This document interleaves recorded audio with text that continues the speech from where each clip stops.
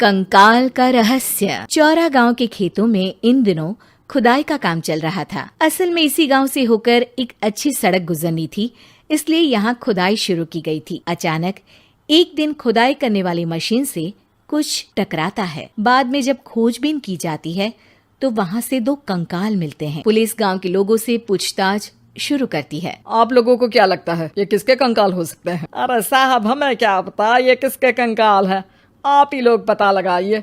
हम लोग तो बहुत ज्यादा डरे हुए हैं। हाँ, हमारी फॉरेंसिक टीम अभी आ रही है। ये बताओ कि इस गांव के रहने वाला कोई जोड़ा गायब तो नहीं ना? क्योंकि शुरुआती जांच में तो ये बात सामने आ रही है कि एक कंकाल किसी पुरुष का है तो एक किसी महिला का। साहब, हमें तो बहुत डर लग रहा है। ऐसे कंकाल मिलने का मतलब गांव के आसपास ही किसी की हत्या हुई है या फिर किसी को जलाकर मार डाला गया है। हाँ साहब, हम अपने परिवार को लेकर बहुत ही ज्यादा परेशान हैं। देखिए, आप लोगों की परेशानी हम समझ सकते हैं, लेकिन आप लोगों को पुलिस का सहयोग करना होगा, क्योंकि आपके सहयोग के बगैर हम ये पता नहीं लगा सकते हैं कि आखिर ये किसके कंकाल है और इनकी हत्या किसने की। ठीक है साहब, गांव के लोग आपका पूरा सहयोग करेंगे। हाँ साहब, पूरा सहयोग करेंगे। तो फिर ठीक है, हम अपनी जांच शुरू कर देते हैं। कुछ दिन बाद जांच रिपोर्ट आ जाती है। पता चलता है कि ये कंकाल करीब 20 साल पुराने हैं, यानी 20 साल पहले किसी जोड़े की हत्या कर शव को यहाँ पर दबा दिया गया था। इंस्पेक्टर राघव, ये बताओ कि 20 साल पहले की मर्डर मिस्ट्री क्या अब सुलझ सकती है? हाँ सर, क्यों नहीं, लेकिन अब सबूत और गवाह काफी मिट गए होंगे। मुश्किल तो होगी, लेकिन शायद किसी परिवार को इंसाफ मिल सके। इंस्पेक्टर राघव, आप बिल्कुल सही कह रहे हैं। किसी परिवार को तो इंसाफ मिलेगा ही और किसी को उसके किए की सजा भी मिलेगी। जी सर, मैंने तो जांच शुरू भी कर दी है। 20 साल पहले इस गांव के 2 जोड़े अचानक कहीं गायब हो गए थे। मैंने दोनों ही परिवारों के बाकी के सदस्यों से बातचीत शुरू की तो उन्होंने बताया कि उनके बच्चे शहर गए थे, लेकिन आज तक वापस नहीं लौटे हैं। लेकिन ये दोनों शव किस परिवार के सदस्यों के हैं, ये कैसे पता चल सकेगा? सर, मैंने डीएनए टेस्ट करवा लिया है। आज शाम तक इसकी रिपोर्ट भी आ जाएगी। अच्छा, ठीक है। उसी शाम को सर, डीएनए रिपोर्ट के मुताबिक ये दोनों ही लाशें चौरा गांव के रहने वाले प्रधान सुल्तान सिंह के बेटे और बहू की है। लेकिन इनकी हत्याएं किसने की है, ये कैसे पता लगेगा? इसी का तो पता लगाने की कोशिश में जुटा हूँ सर। आज सुल्तान सिंह से मिलने भी जा रहा हूँ। मेरा बेटा और बहू तो मेरे लिए सिर्फ यादों में ही रह गए थे, हमें उनकी लाशें तक नहीं मिल सकी थी। आज 20 साल बाद उनके कंकाल मिले हैं। मैं अब किसके लिए जीऊं? लेकिन सर, क्या आपकी किसी से कोई दुश्मनी थी? अपने बेटे बहू की हत्या के लिए आप किसे जिम्मेदार मान रहे हैं? अब मैं किसका नाम बोलूं? मेरी तो किसी से दुश्मनी नहीं थी, बस मेरे बेटे बहू को कोई वापस ला पाता। इसके बाद सुल्तान सिंह फूट फूट कर रोना शुरू कर देते हैं। सर, अब आप इनका अंतिम संस्कार करवा सकते हैं। कम से कम इनका शरीर ना सही, इनका कंकाल तो आपको मिला है।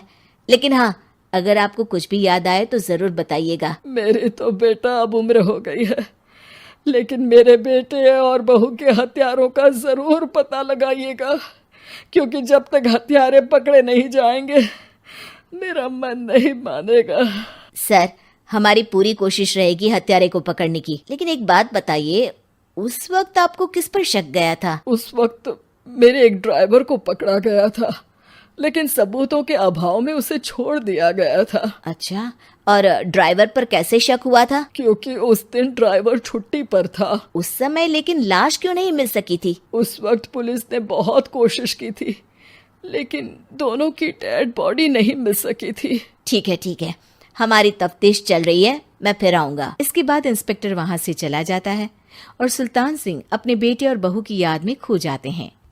कुछ दिन बाद सुल्तान सर, एक बात बताइए, जब आपके बेटे बहू की हत्या हुई थी उसी के आसपास आपके ही गांव का रहने वाला एक और जोड़ा उसी वक्त गायब हो गया था ना? हाँ सर, अलका और अभिषेक, वो भी मेरे बच्चों जैसे ही थे।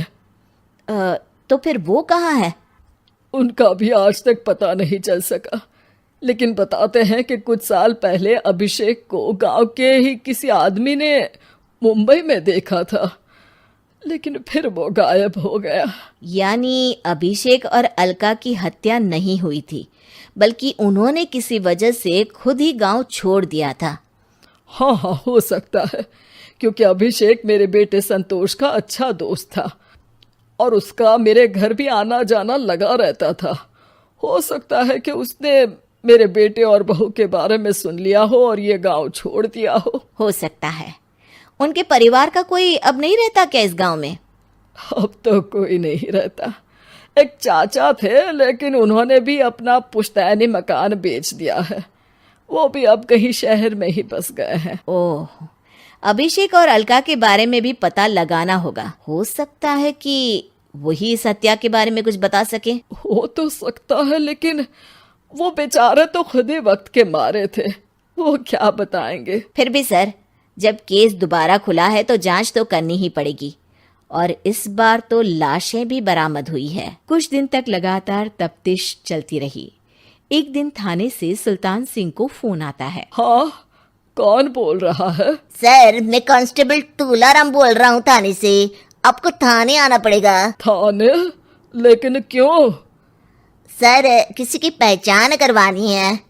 अच्छा ठीक है, मैं दोपहर तक पहुंचता हूँ। सुल्तान सिंह दोपहर में थाने पहुंचता है। कई पुलिस के अधिकारी वहां मौजूद रहते हैं।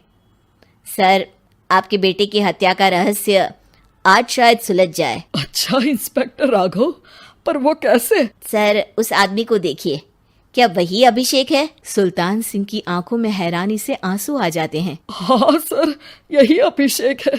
ये आपको कहाँ से मिला? सिर्फ अभिषेक ही नहीं, बल्कि इसकी पत्नी अलका भी इसके साथ है। मैडम, जरा अभिषेक की पत्नी को लाइए। जैसे ही अलका को पेश किया जाता है, सुल्तान सिंह जमीन पर गिर जाते हैं। सुल्तान सर, क्या हुआ आपको? आप अलका को देखकर गिर क्यों गए? सुल्तान सिंह सर पकड़कर बैठ जाते हैं। ये अलका नहीं, बल्कि ये तो मेरी बहू रितु है।